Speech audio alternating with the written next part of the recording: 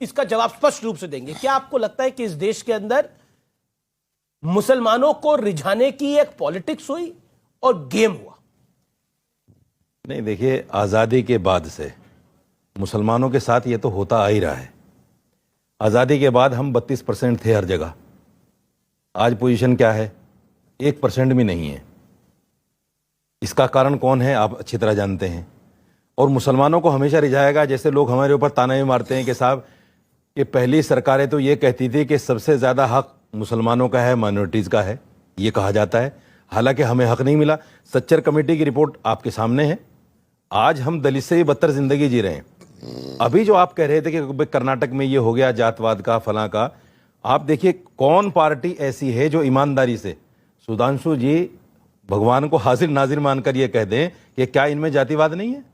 इनकी पार्टी जातिवाद के नाम पर टिकट का बंटवारा नहीं करती कि फला जगह इतने लोग हैं, फला जगह इतने लोग हैं, करती है, यहाँ मतलब उसको दे दीजिए, वहाँ उसको नहीं है, मतलब इसमें आप पूछ क्या रहे, होता है। सवाल ये है कि मेरा दामन सफेद है, दूसरे का दामन काला है। मसला वो है सारी पार्टियां आप कह रहे हैं हमाम में सब नंगे हैं, सब नंगे, सब नंगे। लेकिन मेरा एक और सवाल आपसे। आपने कहा कि देखिए ये जो पूरा है ये तो आजादी की बात हो, आपने बीजेपी पर एक बात रखी। देखिए अब पूरी पॉलिटिक्स ही इसी के इर्द गिर्द है, तो कोई एक पार्टी या दो पार्टी उससे अलग कैसे हो जाएगी। लेकिन एक बात तो स्पष्ट है और जिसमें कोई इफ एंड बट नहीं है, वो ये है कि पॉलिटिक्स ऑफ कन्वीनियंस इतनी बड़ी हुई है कि मुसलमान प्लस दूसरा कर लो तो खेल हमारा बन जाएगा। इस देश में कई राजनीतिक दल ऐसे खड़े हुए हैं। हर पार्टी का वोट बैंक है, हर पार्टी का है। कोई किसी जाति के साथ जुड़ा हुआ है, कोई किसी जाति के साथ जुड़ा हुआ है। मुसलमान, देखिए मुसलमान ऐसा नहीं कि मुसलमान एक पार्टी का वोट बैंक है। क्यों बिहार के अंदर आरजेडी? नहीं, हमने यूपी के अंदर अखिलेश मुसलमान या फिर मायावती जी, मुसलमान ने बीजेपी को वोट नहीं दिया क्या? दिया है, मतलब 12% वोट दिया है मुसलमान, अधिकतर की मैं बात 12% वोट दिया है मुसलमान ने बीजेपी को। ये कैसे कहा जा सकता है कि भाई ये मौलाना साहब खुदा को हाजिर नाजिर मान के कह रहे हैं? इसका मतलब सुन लीजिए आप जनाब, 12% तक पहुंच गए हैं, सोच लीजिए। आप नहीं मानते? नहीं, मैं इनसे कह रहा हूं ना। एक मिनट, आप नहीं मानते क्या सर?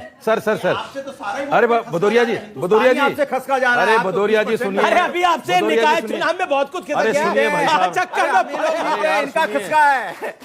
अच्छा ठीक है, साजिद रशीदी के 30 सेकंड है। त्रिवेदी जी, आप नहीं मानते कि भाई मुसलमान ने वोट दिया आपको? नहीं, मैं तो इन कहा नहीं, यस या नो, यस या नो, क्यों नहीं दिया कि नहीं दिया? बस बात खत्म हो गई। अब वो कितने % दिया, चलो आंकड़ा मेरे पास गलत हो सकता है।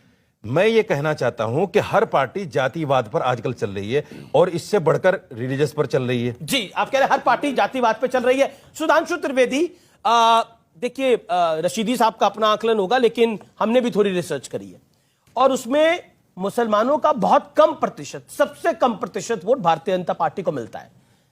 देखिए दूसरी तरफ की लड़ाई 20% से अगर हम कहें तो शुरू होती है सांकेतिक रूप से, और आप उसमें माइनस में रहते हैं। आपको क्या वोट नहीं चाहिए उनका? आप देखिए, ये सवाल भी आएगा फिर। दोनों में फंडामेंटल डिफरेंस है। 30 सेकंड। हम सबका साथ, सबका विकास चाहते हैं, सबका वोट भी चाहते हैं, मगर किसी के दिल में खौफ पैदा करके वोट नहीं चाहते, यकीन पैदा करके इन्ना लिल्लाहि भय नहीं, विश्वास। और मैं उसका उदाहरण देता हूं। हाँ, नहीं, खौफ आपने हिंदुस्तान में फैलाया है। आप खुद से अपने आप को पीठ थपथपा लीजिए। ये आज का सबसे बड़ा झूठ है। नहीं, भारत में सबसे ज्यादा वैमनस्यता फैलाने वाले पाकिस्तान चले जाओ तो ये लोग को कपड़े से पहचान लेते हैं। रामजादे बोल ले, ठीक है, एक करके कुत्ते का पिल्ला भैया जी बोल ले। ये होते वो हैं। देखिए प्रभु आप भैया जी बोल ले। अच्छा ठीक है, नहीं, सुधांशु। अरे इनको खौफ तब नजर नहीं आता था जब बोध गया में धमाके हुए थे, पटना में धमाके हुए थे, बनारस में धमाके हुए, फैजाबाद में धमाके हुए, दिल्ली में धमाके हुए, बंबई में धमाके हुए, चंडीगढ़ में धमाके हुए, नागपुर में धमाके हुए, गुवाहाटी में धमाके हुए, चेन्नई में धमाके हुए। वो सब धमाके नहीं थे, सेक्युलरिज्म का सुंदर संगीत था जो कानों में कर्णप्रिय लग रहा था, और आज सब कुछ शांति है तो इनको लग रहा। अब मगर मैं अब बताना चाहता हूं, देखिए एक गंभीर बात मैं कहना चाहता हूं। जो आपने बात कही, हकीकत यह है कि पूरे भारत के अंदर हम सबका, क्यों हमने कहा विश्वास पैदा करके, सबसे विश्वास की पोस्ट क्या होती गवर्नमेंट में? पूछना चाहता हूं, आपको पता सबसे कॉन्फिडेंस की पोस्ट होती इंटेलिजेंस ब्यूरो का चीफ, यस, गुप्तचर ब्यूरो का चीफ। कोई सरकार प्रीवियस गवर्नमेंट के इंटेलिजेंस ब्यूरो चीफ को 15 दिन के अंदर हटा देती जैसे ही सेंटर में गवर्नमेंट चेंज होती है। और शायद 10 में से 9 लोगों को नहीं पता होगा, जब मोदी जी आए तो उस समय आईबी चीफ कौन था? आसिफ इब्राहिम। आईबी चीफ का 2 साल का कार्यकाल होता, सरकार चाहे तो बीच में हटा सकती, 2 साल से आगे नहीं जा सकते क्योंकि वो ऐसी सेंसिटिव पोस्ट है। 8 महीने बाकी थे और आसिफ इब्राहिम ने अपना कार्यकाल पूरा किया। मोदी जी की सरकार में 8 महीने आईबी चीफ रहा। ये होता है विश्वास।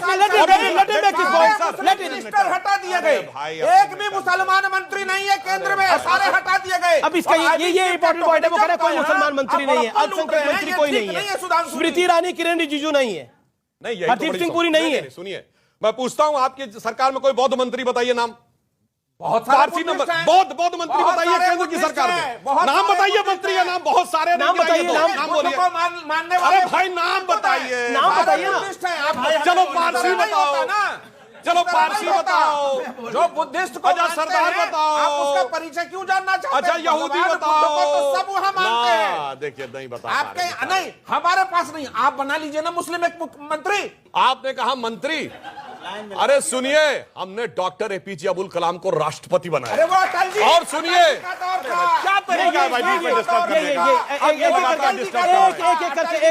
और मैं अटल जी के दौर नहीं, सुनिए, मैं अटल जी के दौर से नहीं, देखिए अटल जी को अरे भैया प्रणाम बाद में कर लीजिए, कुछ जानकारी लीजिए, उसके बाद बोलिए। रशीदी साहब खड़े हैं, मैं जो बात कहना चाहता हूं, एक दौर में इस्लाम में भी साइंस टेक्नोलॉजी का बहुत एडवांस स्टेज था, मगर वो दौर 800-900 साल पहले था, जिसमें कि सबसे बड़ी यूनिवर्सिटी थी, जिसे बैतुल हिकमत कहते थे। रशीदी साहब को पता होगा, बैतुल हिकमत के बाद पिछले 700-800 साल में आलम इस्लाम में इतना बड़ा साइंसदान ही पैदा हुआ जो डॉक्टर कलाम थे। अटल जी के जमाने क्या बात करते हैं, 800 साल का सबसे महान हमने बनाया और आप उसके खिलाफ खड़े रहे। आपको वो अच्छा और सच्चा मुसलमान अच्छा नहीं लगता है, आपको अपराधी और आतंकवादी अच्छा लगता है। लेकिन इंटरेस्टिंग पॉइंट व्यूअर्स, आप सोचिए, इशरत जहां एक आतंकी थी, गुजरात में उसका एनकाउंटर हुआ, इशरत जहां को नीतीश बाबू ने बिहार की बेटी करार दे दिया। अच्छा एक और मैं स्वामी दीपांकर जी, अब स्वामी दीपांकर, आप कहते हो कि जातिवाद जो है उससे दूर होना चाहिए, लेकिन अभी हमने लेटर कर्नाटक का नतीजा देखा है। मैं पॉलिटिकल आपसे सवाल पूछ रहा हूं, आपको जो जवाब देना हो देना है, लेकिन वहां पर हमने देखा है, अब दलित में भी एक दलित होता है, एक महादलित होता है, पिछड़ा होता है, महापिछड़ा होता है। आप जोड़ रहे हो, लेकिन ये तो फर्दर बांट रहे हैं, इतने टुकड़े कर रहे हैं, कितना जोड़िएगा? बताइए, पैनल में कौन है जो बी आर अम्बेडकर जी से बड़ा हो? वो चाहते थे जातिवाद समाप्त हो, राम मनोहर लोहिया चाहते थे जातिवाद समाप्त हो, सावित्रीबाई फुले चाहती थी जातिवाद समाप्त हो। समानता और समता नहीं चाहिए, सबको दबा कर रखना चाहते हैं। जातियों में बांट दो, जातिगत जनगणना करा दो। जातिगत जनगणना जाति के आधार पर हो, हालात के आधार पर हो, हालात के आधार पर होना चाहिए। क्या गरीब हर जाति में नहीं है? आप जातियों में बंटकर रहना चाहते हैं? गर्दन से ऊपर छाती नहीं होती और धर्म से बढ़कर कोई जाति नहीं होती। और एक बात कहकर अपनी बात को विराम दे दूंगा, याद रखिएगा आप सब लोग के जब तक हिंदू हो तब तक केंद्र बिंदु हो, और जिस दिन बंटने लगे तो बटे तो वो है, आपको नहीं लगता? दादा आपको लग रहा, मैं फिर कहूंगा, मैं उस जिस क्षेत्र में काम कर रहा हूं मैं वहां की आपको बता सकता हूं। मैं वो कहूंगा तो फिर बात राजनीतिक हो जाएगी, मगर मुझे पता है कि मेरे पश्चिमी उत्तर प्रदेश में हिंदू संगठित है, जातियों में बटा। अनुराग भदौरिया, आप कहते हैं कि आप जातिवाद के खिलाफ हो, यही कहते हो ना आप? छोटा जवाब दीजिएगा, जातिवाद के खिलाफ हो आप लोग? सामाजिक न्याय के मैं साथ करना चाहता हूं। अच्छा, जातिगत गणना आप लोग चाहते हो और जातिवाद के खिलाफ हो। बिल्कुल। आप कह रहे हो कि हम जो है वो नशे के खिलाफ है, लेकिन सिगरेट पीना ठीक है। अब मैं बोल लूं, देखिए कमाल की बात है, सुनिए कमाल की बात है, इतना अरे मैं बोलूं आपके बीच में नहीं बोला। आपके लिए तो एक शेर ही सुना देता हूं, वो दिलों में आग लगाएंगे, मैं दिलों की आग बुझाऊंगा और सब कुछ अपने घर ले जाऊंगा। अरे बोलने दो, अरे अब बोलने दीजिए, फ्लो में बोलने दीजिए। ठीक है, अच्छी कविता लिख के लाए हैं। नहीं मैं तो बिना देखे बोल रहा हूं, ओरिजिनल है। आग लगाएंगे, मैं दिलों की आग बुझाऊंगा, उसे अपना काम करने दो, मैं अपना काम करता हूं। आर पार में रुक रहे एक अंतराल के लिए आप देख रहे हैं देश का सबसे चर्चित कार्यक्रम। एक अंतराल के बाद में वापस आ रहा हूं, ब्रेक के बाद हाजिर होते हैं उस दौर में पब्लिक पूछे कि सवाल, नेता देंगे जवाब। वापस आ रहे हैं आर पार में। कुछ राजनीतिक दलों के दिल से जाति है कि जाति नहीं, मगर जब आप अपने आप को हिंदू मानेंगे, ये आपको बांटेंगे कैसे? अच्छा सुनिए, ये कहना बंद कर दीजिए, ये कहना बंद कर दीजिए। मैं कह रहा हूँ ये कहना बंद कर दीजिए। हिंदू मुस्लिम सिख ईसाई आपस में सब भाई भाई। अगर जो हिंदू है तो हिंदू कहाँ है? कहाँ है हिंदू बताइए ना, कहाँ है बताइए। उसके पीछे भदौरिया लगा रहे हैं। 140 करोड़ में अगर 2